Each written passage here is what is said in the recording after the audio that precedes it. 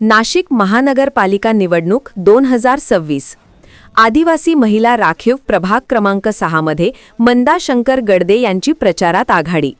नाशिक महानगरपालिका निवडणूक 2026च्या पार्श्वभूमीवर आदिवासी महिला राखीव असलेल्या प्रभाग क्रमांक 6 मध्ये राजकीय वातावरण चांगलेच तापले आहे.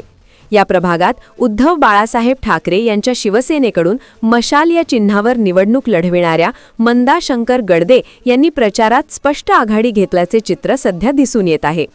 प्रचाराच्या सुरुवातीलाच मंदा गडदे यांनी मतदारांशी थेट संवाद साधत घराघरांत जाऊन भेटीगाठी घेत आपली भूमिका मांडली आहे.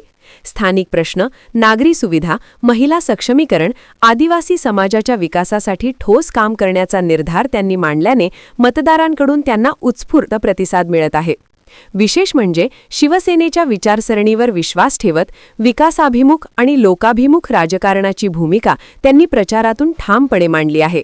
यामुळेच प्रभागातील महिला, युवक तसेच ज्येष्ठ नागरिकांमध्ये त्यांच्याबद्दल सकारात्मक वातावरण निर्माण झाले आहे.